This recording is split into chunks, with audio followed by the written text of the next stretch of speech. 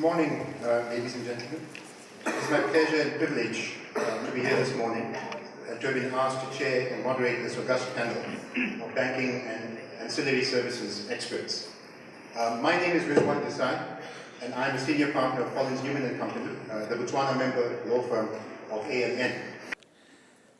Africa is a place where you have to get very involved on the ground. There is a obvious tremendous opportunity in the delivery of financial and especially banking services in Africa. There are 3 points I would like to emphasize. One is the development of the capital markets to create long-term funding is one.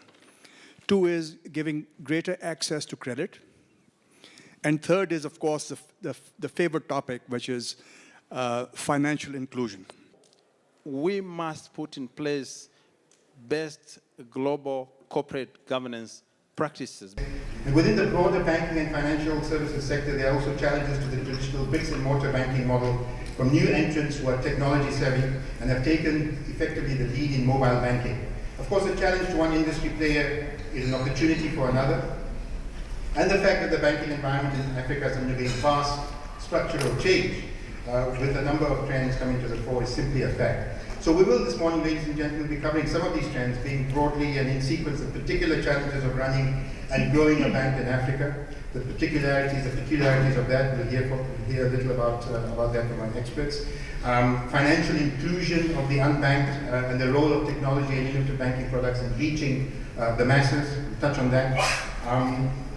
And last but not least, the role of a strong and effective central bank to provide the governance and regulatory framework for all of these fantastic operations to take place. Large international banks doing business in Africa have tended to focus on the top end of the client pyramid, whether it's corporations on one hand or individuals on the other.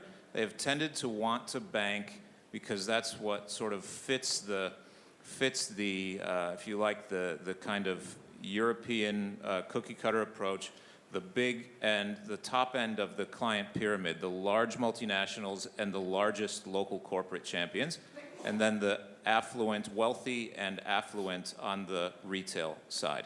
A truly African bank must serve underserved segments. I think that's a huge difference. Now, to do that, that goes back to my first point around requiring being on the ground with a deep, nuanced sense of each market to be able to do that safely.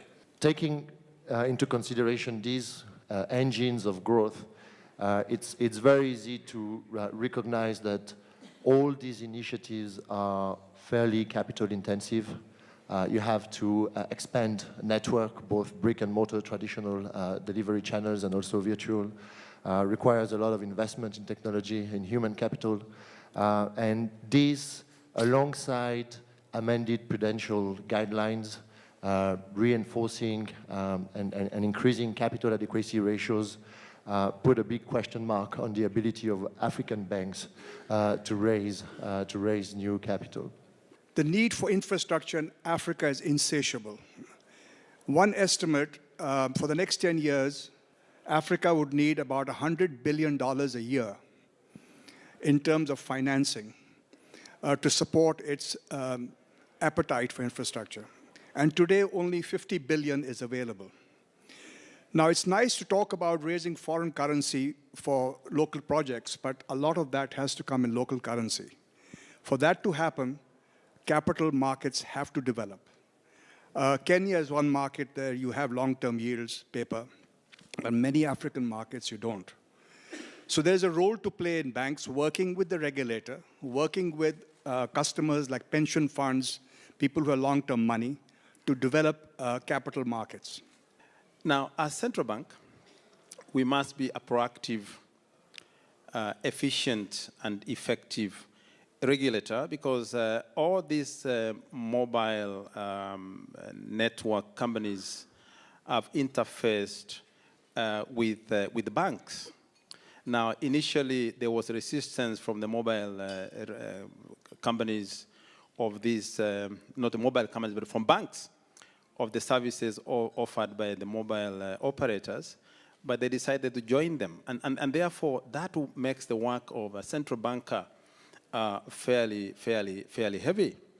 But apart from that, in the financial sector, we have many other regulators. Now, central bank plays a collaborative role between all these regulators. And that is why currently we are working on a concurrency regulations so that we don't encourage operators to shop for the regulator that will give them the first node. And that is on course.